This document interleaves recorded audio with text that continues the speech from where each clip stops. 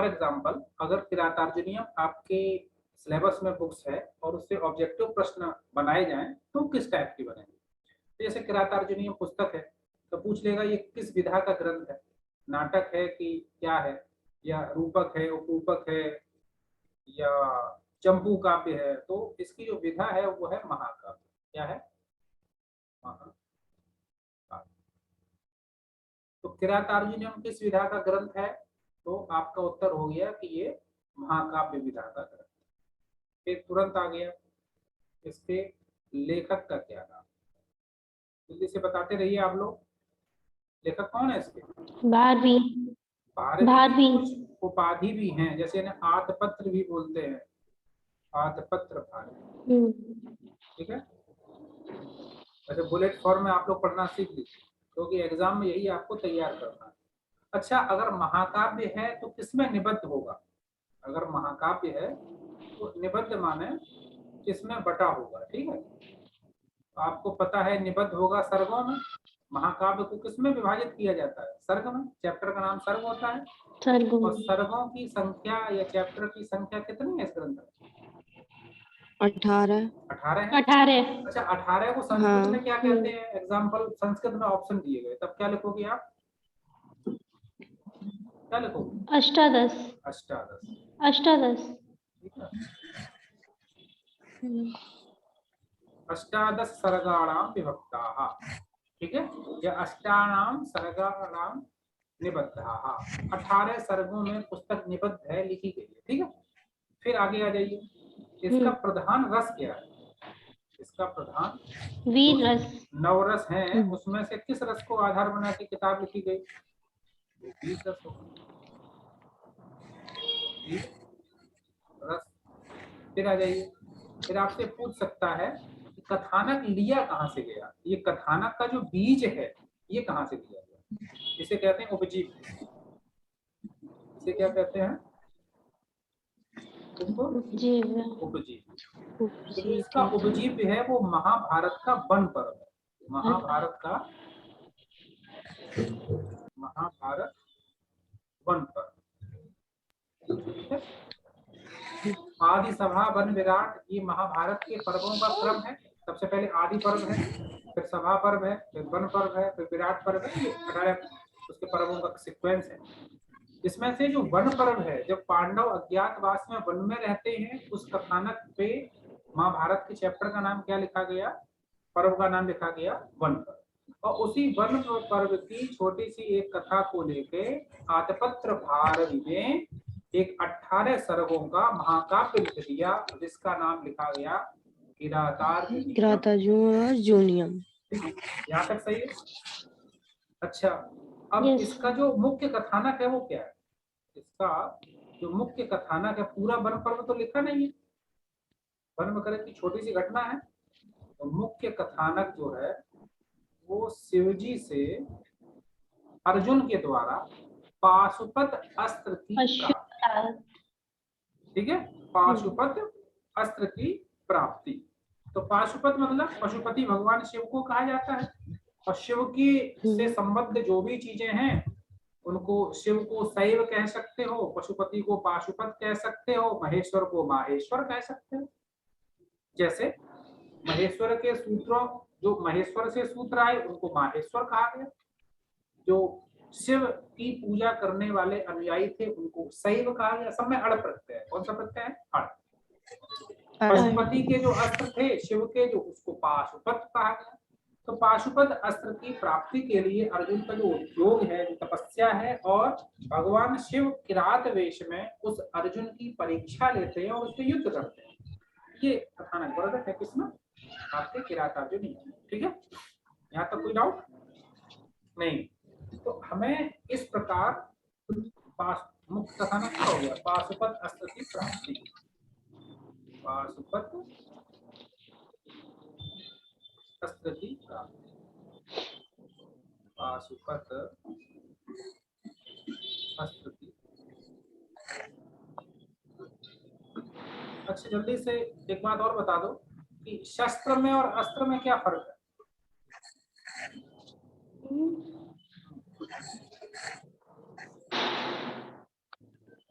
किसी को पता है शस्त्र और अस्त्र में क्या फर्क है? बहुत भयंकर युद्ध हुआ, बहुत अस्त्र शस्त्र चल रहे थे, तो अस्त्र का मतलब क्या, शस्त्र का नहीं पता। ठीक है, तो थोड़ा थोड़ा होमवर्क भी नोट करते रहिए। कल की क्लास में आप हमें बताएंगे कि अस्त्र और शस्त्र में क्या अंतर है। अगर अभी बता देंगे तो आप दोबारा घर पे देखोगे नहीं, छोटा सा होमवर्क है। आप कल की क्लास में हमें बताएंगे कि अस्त्र और शस्त्र में जो बेसिक अंतर है, डिफरेंस है, वो क्या है। ठीक है, चलिए ये होमवर्क। अस्त्र और शस्त्र क्या है, आप कल हमें बताएंगे अस्त्र और शस्त्र में क्या अंतर है। ठीक है, चलिए इसके आगे आ जाइए। अब हम इसी जो परिचय है इसको और आगे बढ़ाते हैं। अब इसमें प्रमुख पात्र है, तो प्रमुख पात्रों के बारे में हमें जानना पड़ेगा, प्लस इस पुस्तक का समय निर्धारण, एक ये भी बहुत बड़ा प्रश्न बनता है कि उसके सोर्स क्या है, जो हमारी रचना है किस साल में लिखी गई, और लेखक जो है उसके वंश की परंपरा, और फिर पुस्तक के बारे में कुछ विशेष बातें जो भारवी को एक विशिष्ट महाकवि बनाती है। तो वो कौन सी बातें थी जो भारवी की रचना को इतना प्रसिद्ध बनाया गया कि आपकी बीए पार्ट 1 के सिलेबस में भी उसको रख दिया।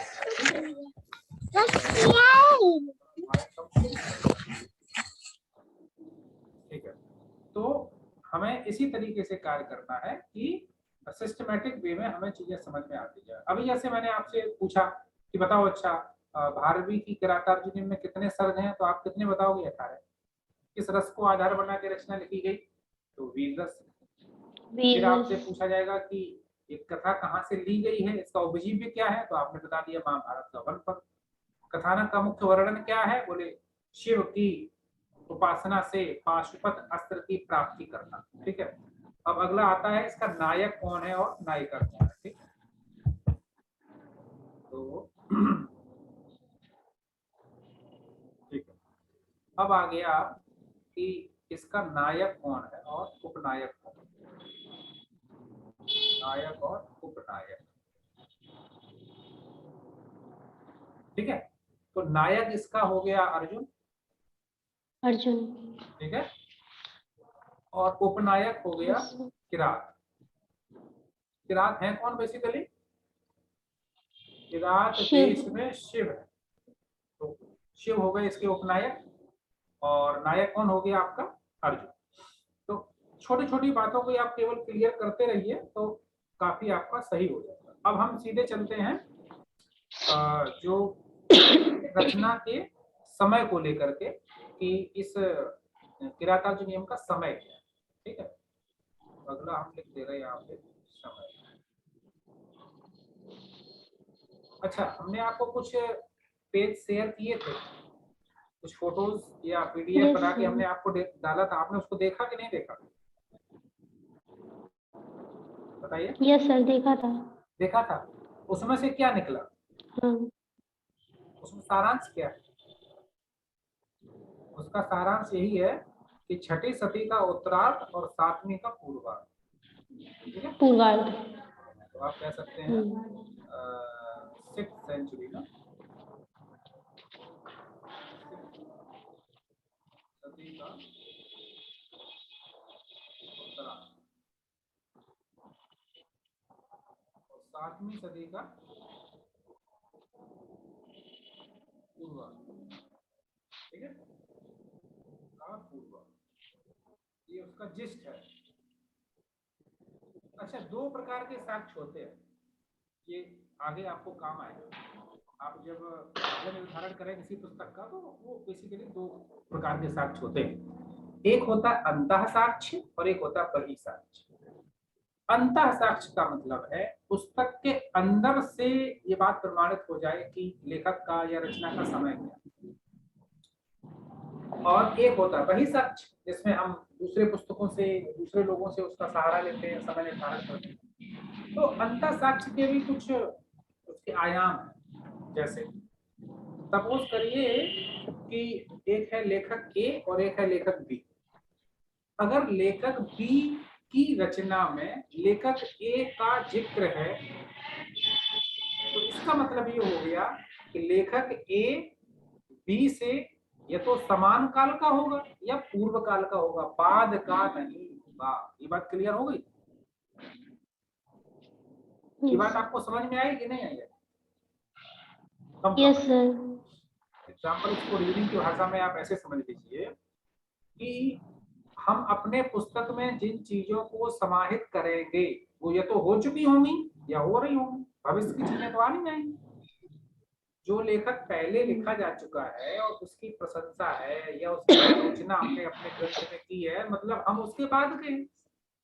ये बात आप समझ रहे हो नहीं समझ? यस सर, समझ रहा हूँ। हाँ, जिस प्रकार से आप थर्ड ईयर में जाएंगे तो आपको पढ़ना होगा साहित्य दर्पण। तो साहित्य दर्पणकार ने विभिन्न विभिन्न काव्य की परिभाषाओं का खंडन किया, विभिन्न आचार्यों की काव्य की परिभाषाओं का खंडन किया। इसका मतलब क्या हुआ? जिनका खंडन कर रहे हो वो आपसे पहले के थे, तभी तो खंडन कर रहे हो। Yes sir. तो इन साक्ष्यों को हम अंतः साक्ष्य कहते हैं, और वही साक्ष्य में कुछ बाह्य स्ट्रक्चर है या कहीं लेखांकन है, कुछ अवलेख है, ऐसे करके निष्कर्ष निकाला जाता है। वो मैंने आपको जो स्क्रीन शेयर की उसमें पूरा वो लिखा हुआ। तो एक काल निर्धारण वाला प्रश्न हो गया। अब हम इनके वंश परंपरा की ओर चलते हैं कि इनकी वंश परंपरा क्या है। अच्छा, नायक नायिका हमने बता ही दिया। नायिका आपकी द्रौपदी होगी, उसको भी लिख लीजिए। नायिका कौन होगी? द्रौपदी। द्रौपदी किसकी पुत्री है? द्रुपद। द्रुपद। द्रौपदी। ठीक है, सर्ग हो गए 18। अगर आपसे पूछ ले कि इस महाकाव्य में टोटल श्लोक कितने हैं, श्लोकों की संख्या 1040 है ना, तो उसमें थोड़ा सा मतभेद है। कोई लोग 1040 कहते हैं, कुछ लोग 1030 कहते हैं। अच्छा, आपके लिए इम्पोर्टेंट क्या है कि प्रथम सर्ग में कितने श्लोक हैं? 46। प्रथम सर्ग में कितने हैं? 46। यहाँ से आपके ज्यादा प्रश्न बने। ठीक है, 6। ये आपने नोट कर लिया है ना? Yes sir. Yes sir. ठीक है, इसी पे हम जो है आगे ले सकते हैं।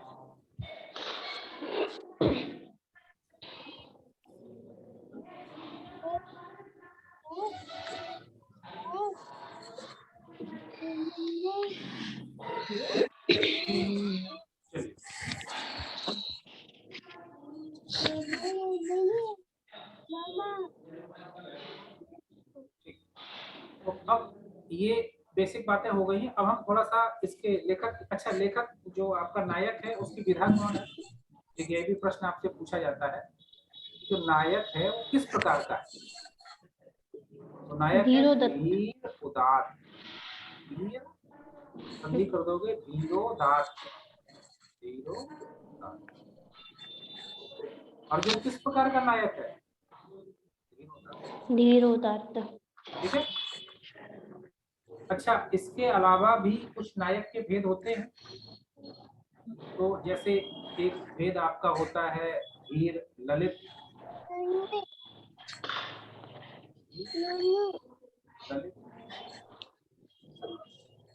दूसरा हो गया, दादा तुम अपना माइक म्यूट कर लो।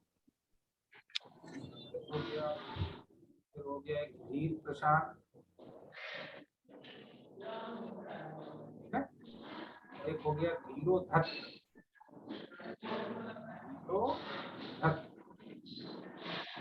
ठीक है, और फिर इधर आपका एक हो गया धीरोदात्त। ज्यादातर संस्कृत साहित्य के जो नायक हैं वो धीरोदात्त ही है। यदि मैं आपसे यह कहूं कि कहीं नायक पूछा जाए और आपको बिल्कुल भी उसके बारे में पता ना हो तो टिक किस पे लगाओगे? धीरोदात्त। और अन्य जो नायक हैं वो कम है। जैसे धीरोधत्त, उद्धत का मतलब क्या है? यदि मैं एक एग्जांपल दे दूं कि धीरोधत्त नायक जो है वो भीम है। भीम समझ में आ गया? गदाधर, मजबूत बॉडी। तो कहीं भीम अगर नायक बनाना हो तो धीरोधत्त हो गया। और जो धीर ललित है वो उदयन जैसा नायक हो गया। ठीक है, धीर प्रशांत हो गया आपका, भगवान राम भी धीर प्रशांत हैं, और आपका जो है कृष्ण। चारुदत्त भी इसी श्रेणी में नायक में आता है। तो यहाँ जो अर्जुन है वो किस प्रकार का नायक है? धीर उदार। धीर उदात्त। ठीक है, उदात्त। अब इसके बाद में आ जाइए। Yes sir. अगर आपसे पूछ ले कि गौड़ रस कौन है, श्रृंगार रस। तो वीर रस को छोड़ करके, वीर रस को छोड़कर, क्योंकि वीर रस तो मुख्य हो गया, मुख्य रस को अंगी रस भी कहते हैं, जो बच गए वो सब क्या है? गौड़ है, जैसे श्रृंगार है। ठीक है, तो प्रश्न दोनों प्रकार से पूछ लेगा। तो वीर रस तो प्रधान हो गया और बाद बाकी जो है सब क्या हो गए? गौड़। अच्छा, प्लस इसमें पूछ लेगा कि किस गुण का प्रधान है? गुण। विभिन्न रस काव्यों में जो है वो किसी न किसी गुण के अधीन होते हैं। जैसे संस्कृत साहित्य में कुल कितने गुण? 3 गुण हैं, माधुर्य, ओज और प्रसाद। ठीक है, प्रसाद। माधुर्य, ओज और प्रसाद। तो जो वीर रस की कविता होती है वो किसमें लिखी जाएगी? ओज गुण में लिखी जाएगी। लिखी जाएगी कि नहीं लिखी जाएगी? अन्न हो गए माधुर्य, और एक हो गया ओज, एक हो गया प्रसाद। प्रसाद नहीं होता, प्रसाद गुण होता है। ठीक है, माधुर्य और प्रसाद। तो इसमें जो है ओज गुण की रचना जो होती है वो वीर रस में होती है। अच्छा, श्रृंगार अगर होगा तो कौन सा होगा? माधुर्य गुण होगा। माधुर्य। और अन्य में जो है शांत आदि में प्रसाद गुण हो जाएगा। प्रसाद गुण किसे कहते हैं? जिसमें रचना आपको तुरंत समझ में आ जाए। प्रसाद गुण कहाँ होता है? जिसमें जैसी कविता पढ़ी जाए तुरंत अगर आपको चित्त में उसका भाव समझ में आ जाए तो वही प्रसाद गुण है। और प्रसाद गुण जो है वो कवि कालिदास की रचनाएं जो है, ठीक है, महाकवि कालिदास, कालिदास की जो रचनाएं हैं वो बड़ी ही सरल होती हैं। ज्यादातर उनमें अनुष्टुप छंद का प्रयोग होता है जो सबसे सरल होता है, तो उसे हम प्रसाद गुण कहते हैं। शुष्क ईंधन, जैसे सूखा ईंधन जो है वो तुरंत आग से जल जाता है, वैसे ही जो रचना तुरंत पाठक को समझ में आ जाए उसे प्रसाद गुण कहते हैं। और ओज गुण में वर्गों के चतुर्थ वर्णों का प्रयोग हो, द्वितीय का हो, तो वहां पे ओज रस की कविता हो जाए। ठीक है, अब माधुर्य गुण के लिए पंचम वर्ण चाहिए, माधुर्य गुण अगर चाहिए, श्रृंगार रस की बातें करनी है तो वर्गों में कौन सा अक्षर प्रयोग करोगे? पंचम, माधुर्य, यम गणनम, इन शब्दों का प्रयोग हो तो थोड़ा सा मधुरता आती है। जैसे मंदम मंदम नोदति भवनम, सब में माँ वर्ण आ रहा है, पंचम वर्ण आ रहा है, तो ये माधुर्य गुण हो गया। और ये जो अभी मैंने पद बोला है ये आपका मेघदूतम का है, तो वो भी श्रृंगार रस की रचना है, लेकिन श्रृंगार का 2 भेद होता है। तो जो वियोग अथवा विप्रलंब श्रृंगार है उसकी रचना है, लेकिन जब ओज गुण की चर्चा होनी चाहिए तो चतुर्थ वर्ण का उच्चारण ज्यादा होना चाहिए, तो थोड़ा सा वीर रस उसमें आता है। और प्रसाद गुण क्या है बोले? जिसमें कविता पाठक के तुरंत समझ में आ जाए, उसका भाव समझ में आ जाए, उसकी व्यंजना समझ में आ जाए, तो उसे हम प्रसाद गुण कहते हैं। कालिदास प्रसाद गुण के कवि है। और जो किरातार्जुनीयम है वो किस गुण में लिखी गई है? ओज गुण में लिखी गई है और वीर रस में निबद्ध। ठीक है, यहाँ तक हो गया। अब चलिए, अब इसमें एक और प्रश्न है कि वैदर्भी रीति, रीति भी इसमें कौन सी है प्रथम सर्ग में? वैदर्भी।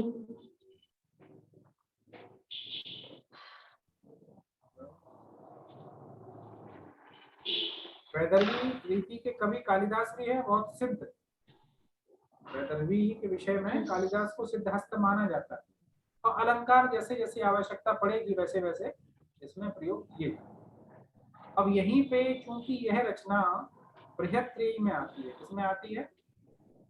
बृहत्त्रयी। तो बृहत्त्रयी में 3 रचनाएं आती हैं टोटल। कौन कौन सी? जल्दी बताओ, हमने आपको पहले भी बताया है। किरातार्जुनीयम, शिशुपाल वधम, नैषधीय चरितम। शिशुपाल वध, और नैषधि चरितम। ठीक है। नैषधि चरित किसने लिखी है? श्री हर्ष ने। हर्ष ने। शिष्टाचार्य किसने लिखी है? माघ ने। और किरात माघ किसने ने। लिखी है? भारवी ने। भारवी। ठीक है।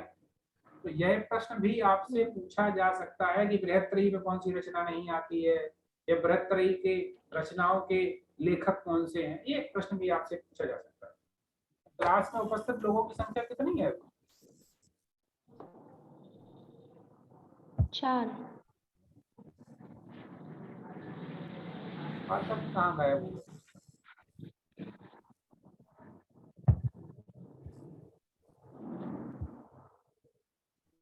मोहिनी, शर्मा, लक्ष्मी। अरे लक्ष्मी कौन है? जरा शकल तो दिखाओ, पहचान तो लें पहले। कैमरा ऑन करिए आप एक बार।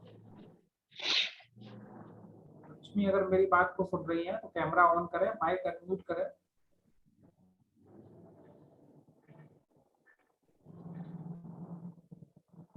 घनघोर अंधेरे में पढ़ रहे हो, कुछ लिख रहे हो कि नहीं? कॉपी में कुछ डिक्टेट कर रहे हो, बस ऐसे ही राम कथा चल रही है? क्लास खत्म होने के बाद अपने व्हाट्सएप ग्रुप में कॉपी की फोटो खींच के आपको भेजनी पड़ेगी, ठीक है? प्रवचन नहीं चल रहे हैं कि बस ऐसे ही काम चल जाएगा। मोहिनी शर्मा कुछ लिख रही हो? दिखाओ अपना कैमरा ऑन करके।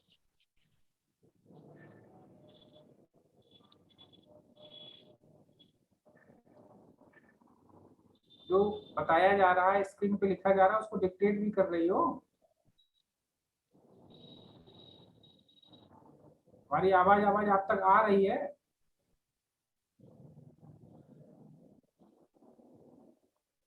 ठीक है, तो आप लोग थोड़ा ध्यान रखिएगा। पता लगा कि कैमरा ऑन नहीं है, आवाज आ रही नहीं आ रही, बस ठीक है, क्लास चल रही, कोरम पूरा हो रहा, अटेंडेंस में आप लोगों की लगा दे रहा हूँ, ठीक है? अटेंडेंस में आप लोगों की लगा दे रहा हूँ। मोहिनी शर्मा की क्लास में अटेंडेंस तो मैंने नहीं देखी है, अभी मैं यहाँ पे लगा दे रहा हूँ। और लक्ष्मी का नाम लक्ष्मी है कि कुछ और है? नहीं सर, लक्ष्मी है।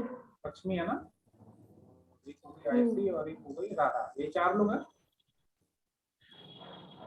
ठीक। हाँ। 40 में से 4 लोग हैं, अब आप लोग देख लीजिए बाद बाकी कहाँ। तो मैं आपसे चर्चा कर रहा था कि इसमें शैली कौन सी है, रीति कौन सी है, अन्य जो है बृहत्त्रयी की कौन सी रचनाएं हैं। अब हम सीधे चलते हैं प्रथम सर्ग की ओर, जहां से आपके प्रश्न ज्यादा बने। ठीक है, इसमें पात्र परिचय वगैरह दिया गया है, थोड़ा सा आप लोग देख लेंगे। अब आ जाइए प्रथम सर्ग। तो प्रथम सर्ग में पहला श्लोक जो है उसे मंगलाचरण कहते हैं। क्या कहते हैं? मंगलाचरण। ठीक है, अब हम चलते हैं सीधे मंगलाचरण। जो मंगलाचरण है उसके भी कई भेद होते हैं। जो ग्रंथ के प्रारंभ में मंगलाचरण लिखा गया,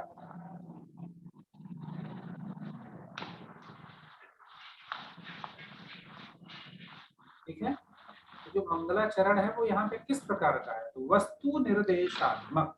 वस्तु का मतलब है कथानक, कंटेंट, स्टोरी।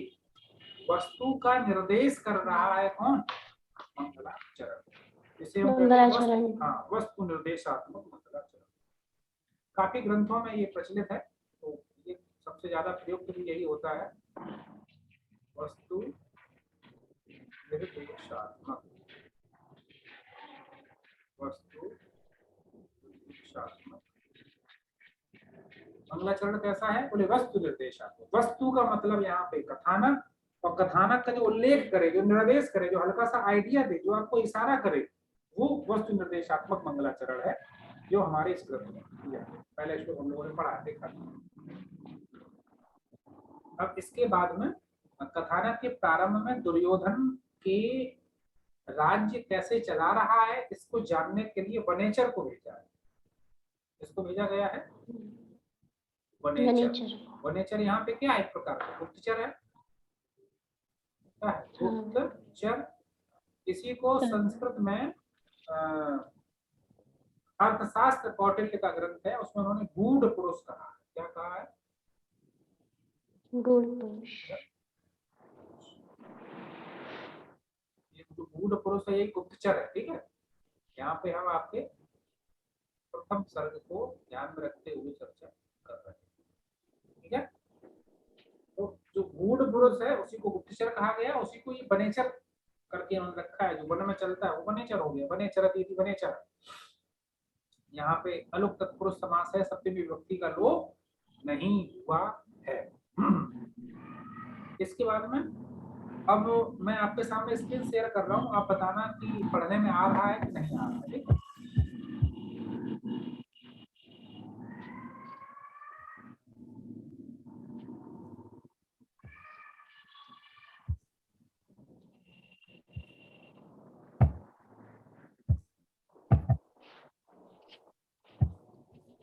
स्क्रीन आपको दिख रही है ना? Yes sir. अच्छा, दिख रही है, ठीक है।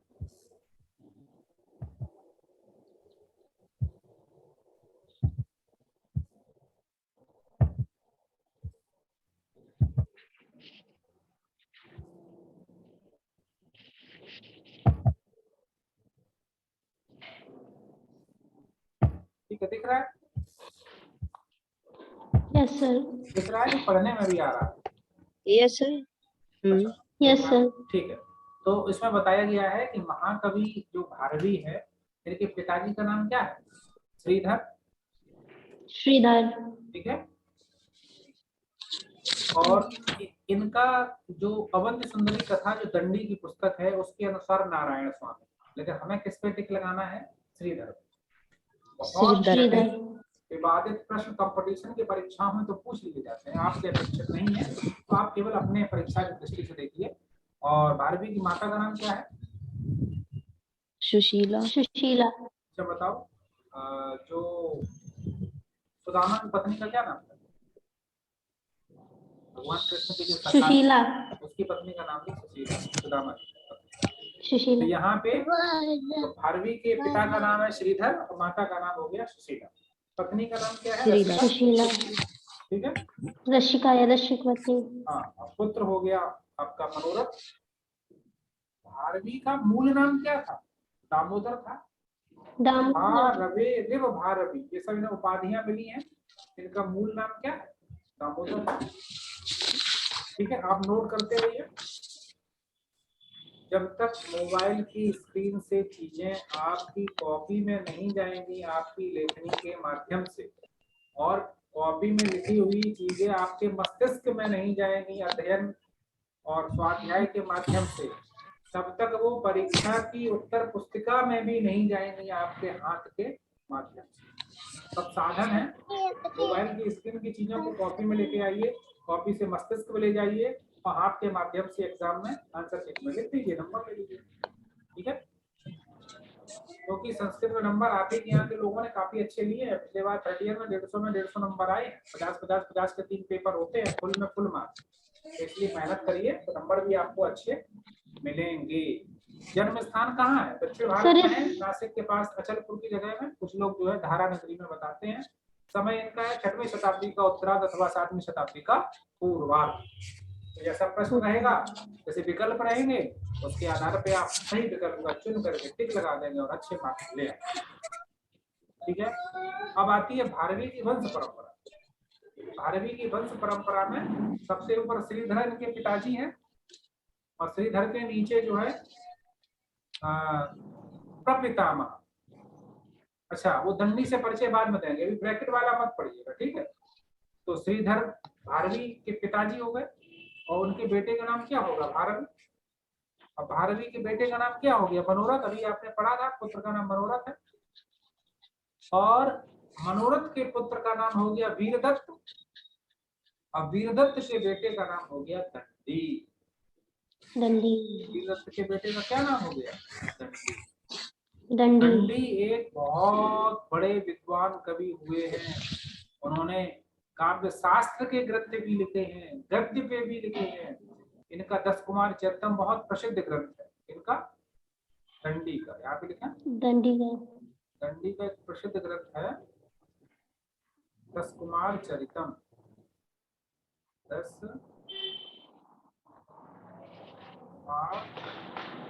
चरितम इनका गद्य है, ठीक है। इन्होंने एक और ग्रंथ लिखी है काव्यादर्श, ठीक है। अवन्य सुंदरी कथा, ये सब इनकी पुस्तकें हैं, किसकी? दंडी की। और दंडी के ही परंपरा में इनके भारवी जो है वो कौन है? प्रपितामह। कैसे? अगर हम लिख दें दंडी, दंडी के पिता हो गए, दंडी के पिता कौन हो गए? वीरदत्त। वीरदत्त। और वीरदत्त के जो वीरदत्त। पिता होंगे वो दंडी के दादाजी हुए। दादा को संस्कृत में पितामह कहा जाता है। अब पितामह के भी पिता माने तुम्हारे बाबा के भी पिताजी, उनको प्रपितामह कहा जाता है। तो भारवी इनके दादा नहीं थे, इनके दादा के पिताजी थे, मतलब बड़े दादा कहिए या प्रपितामह कहिए, ठीक है। जब आप कभी घर में पूजा पाठ होती है, जब पितरों को जल दिया जाता है, तो वहाँ पिताजी को, पिताजी के पिता माने पितामह को, पितामह के पिता माने प्रपितामह, 3 पीढ़ी में दिया जाता है, ठीक है। इसी तरह माता मह माने होता है नाना, तो नाना को भी देते हैं और फिर नाना के भी पिता को देते हैं, तो ऐसे करके पितामह प्रपिता, ठीक है। तो आप कह सकते हैं कि भारवी के ही वंश में आगे चल के कौन हुए? दंडी। दंडी। उन्होंने बहुत नाम कमाया, संस्कृत साहित्य को अमूल्य योगदान है इनका, ठीक है। तो ये शैव संप्रदाय के थे, शिव के उपासक थे। और इनकी जो उपाधियां हैं उसमें आतपत्र भारवी काफी प्रसिद्ध उपाधि है। तो ये भारवी इनकी बेसिकली उपाधि थी। वो मूल नाम क्या था? दामोदर। हाँ, दामोदर। मनोरथ का बेटा हो गया, मूल नाम हो गया इसका। तो दामोदर से ये क्या बन गए? आतपत्र भारवी या भारवी, ठीक है। कोई डाउट? अब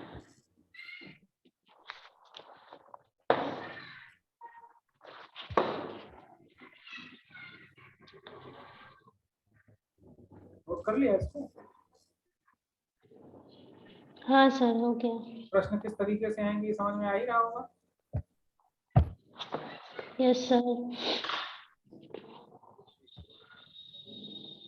अब हम अगर अगले उसकी बात करें, तो हमने आपको जो स्क्रीन शेयर की है उसी में एक बार देख लीजिए, आपको एक आइडिया लग जाएगा।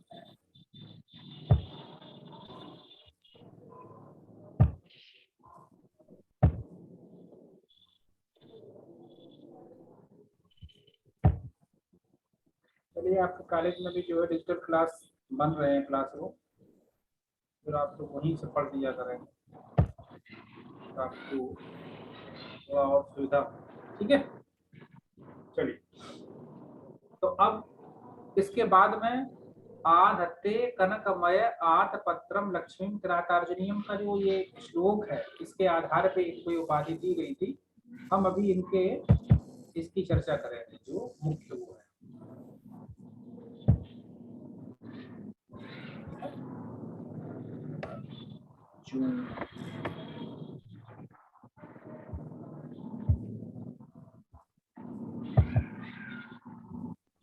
और कुछ बड़ी हो रही है आपको?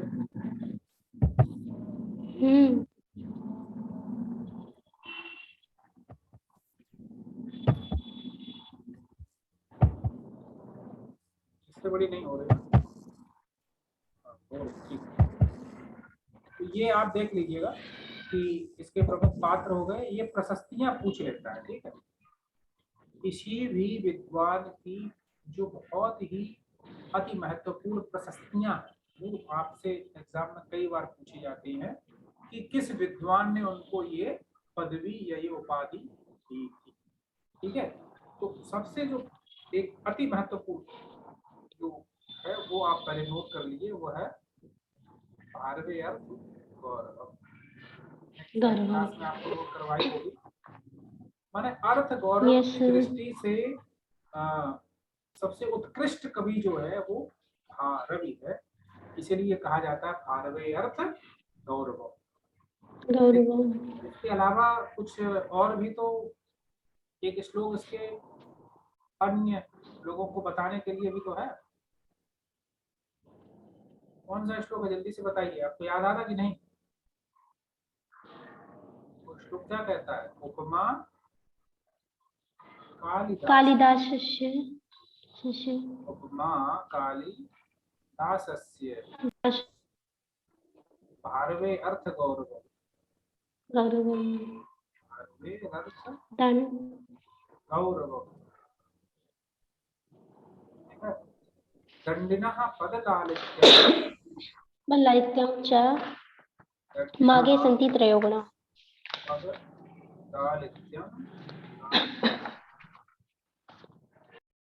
दंडिनः पदलालित्यं मागे सन्ति त्रयो गुणाः, त्रयो गुणाः। मागे सन्ति त्रयो।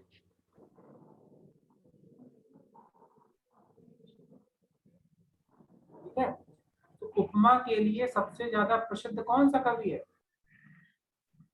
कालिदास। ठीक है, और अर्थ गौरव के लिए प्रसिद्ध कौन है? भारवी। भारवी। और पद लालित के लिए सबसे ज्यादा प्रसिद्धि किसे मिली? दंडी को। दंडी। दंडी कौन थे? दंडी भारवी के पुत्र के पुत्र के पुत्र, माने पुत्र। जो भारवी है वो इनके बाबा के पिताजी है। किसके? दंडी के बाबा के पिताजी, माने प्रपिता। पिताजी। ठीक है, तो दंडी को क्या कहा गया? ये पदलालित के हैं। और अर्थ गौरव कौन थे? बोले दंडी के बड़े दादा भारवी। और कालिदास तो सबके दादा हैं, जिन्हें उपमा के लिए कहा जाता है। माघ में तीनों गुण है, मतलब माघ में उपमा भी है, माघ में अर्थ गौरव भी है, गौरव और माघ में पद लालित्य भी। लालित्यम। ठीक है, तो ये आपसे पूछ सकता है, यद्यपि आप भारवी को पढ़ रहे हैं, लेकिन वो पूछ लेगा कि उपमा के विषय में कौन कवि अत्यधिक वैशिष्ट युक्त माना जाता है, तो कालिदास हो जाएंगे। पद लालित्य के लिए तीनों गुणों से युक्त किसको कहा जाता है? तो आप कह देंगे माँ कवि माँ। या तीनों गुणों से युक्त रचना कौन सी है? तो माँ की रचना कौन सी है, जल्दी बताओ। नैषधीय चरित। माँ की है नष्टि शब्द, शिशुपाल वध। वध। ठीक है, शिशुपाल वध महाकाव्य जो है वो माँ का है, उसमें तीनों गुण देखने को मिलते हैं। और दंडी का कौन सा था? अभी हमने लिखा था आपके पिछले स्क्रीन पे, दस कुमार चरितम। पद लालित की दृष्टि से भारवी का कौन सा है? किरातार्जुनीय।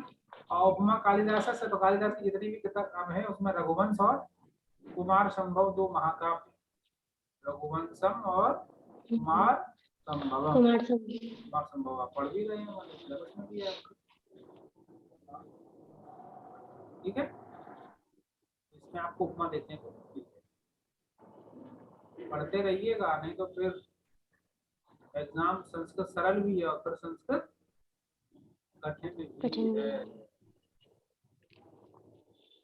चलिए, इनकी प्रशस्तियां हैं, जैसे भारवीय अर्थ गौरवम हो गया। फिर छेवेंद्र ने अपनी पुस्तक में दी है भारवीय बदलेने सच्चा एकाधिकृता। इसमें से जो अति महत्वपूर्ण है, ये नारिकेल फल संहितम वाली आपसे परीक्षा में खूब पूछी जाती है। ये आचार्य मल्लीनाथ ने, किसने दी है? मल्लीनाथ।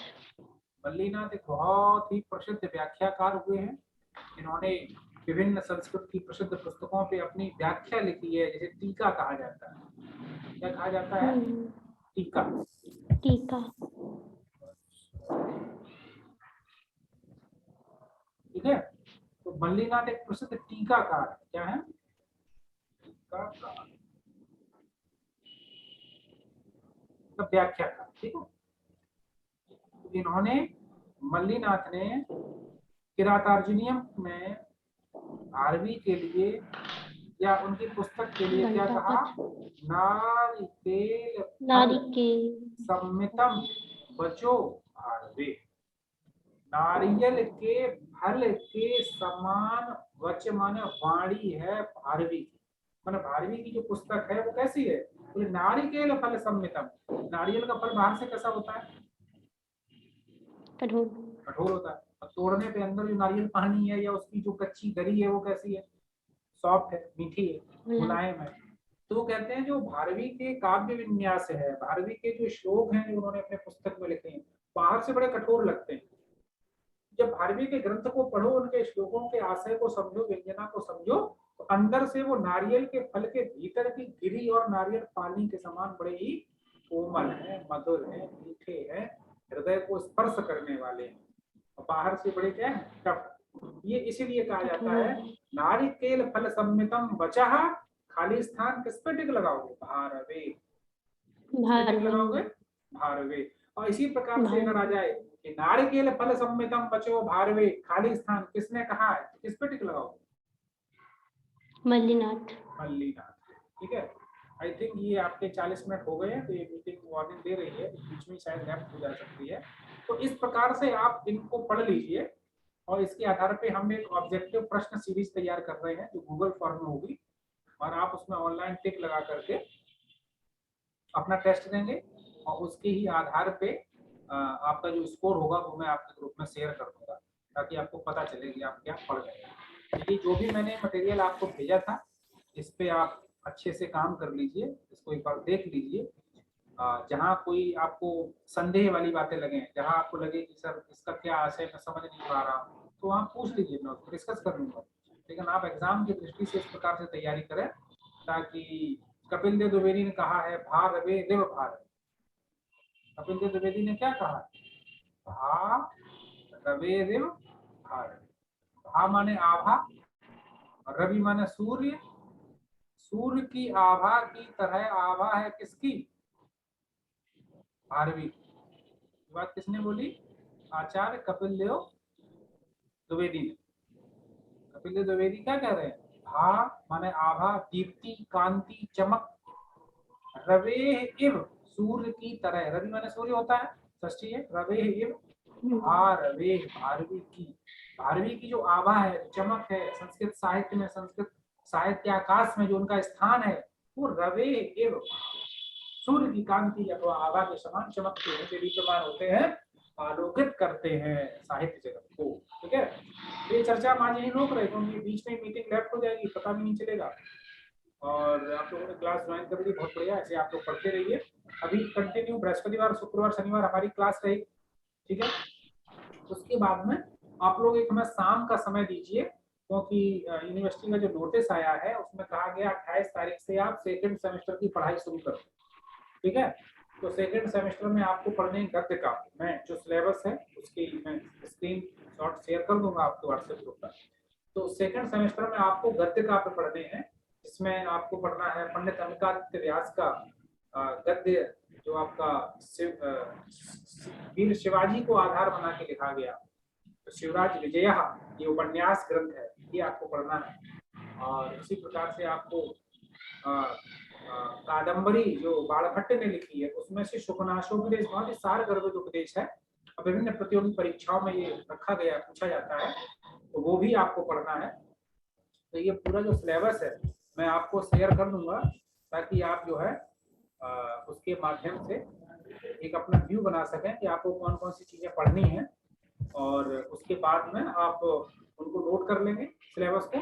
उसमें गद्य साहित्य का परिचय भी है जैसे गद्य साहित्य का विकास क्रम क्या है, फिर अवन सुंदरी कथा हो गई, या गद्य साहित्य के अन्य ग्रंथ हो गए, उसमें सुबंधु है, दंडी है, इनके बारे में सामान्य परिचय हो गया। और सिलेबस में मुख्य रूप से 2 ही ग्रंथ के भाग हैं, पूरी किताब नहीं पढ़नी है। कादम्बरी से आपको पढ़ना है शुकनाशोपदेश, और आपको शिवराज विजया का पैराविश्वास पढ़ना है। तो ये तो मेजर सिलेबस रहेंगे। तो मैं ये चाहता हूँ कि शाम के समय कोई आप एक लोग टाइम निर्धारित करें, तो शाम की मीटिंग में मैं आपको गद्य साहित्य वाली पढ़ाई प्रारंभ कर दूंगा, जो कि सेकंड सेमेस्टर की है। और फर्स्ट सेमेस्टर में जो भी रिवीजन है, बची हुई चीजें उधर पढ़ते रहेंगे। एग्जाम आपका 20 तारीख के बाद है, शायद 22 से 24 जो भी है। तो कल क्लास में मिलते हैं, हमें आप टाइम बता देना शाम का, आपस में पहले डिस्कस कर लेना, ग्रुप में डिस्कस नहीं करना, पहले आपस में टेलीफोन में बात कर लेना। कंक्लूजन जो हो वो ग्रुप में बता देना कि सर शाम को हम लोग एक एक्स्ट्रा क्लास इस समय पे ले सकते हैं, तो मैं वहाँ आपको मैं। तो बड़ी अच्छी बात ये है कि जो नई शिक्षा नीति के पहले के एडमिशन है, माने इस साल जो सेकेंड ईयर में है, उनको भी यही गद्य खंड पढ़ना है जो आप पढ़ रहे हैं। जैसे शुकनाशोपदेश वो पढ़ रहे हैं सेकेंड ईयर में, और आप पढ़ेंगे सेकेंड सेमेस्टर में, वो भी शिवराज विजया पढ़ रहे हैं सेकंड ईयर में, आप पढ़ेंगे सेकंड सेमेस्टर में, दो क्लास में कंबाइन कर दूंगा, तो दोनों लोगों का लाभ हो जाएगा। ठीक है, हमें समय निर्धारित करके दीजिएगा और इसके प्रश्न भी मैं आपको भेजूंगा। तो मिलते हैं पहली क्लास में। Okay sir.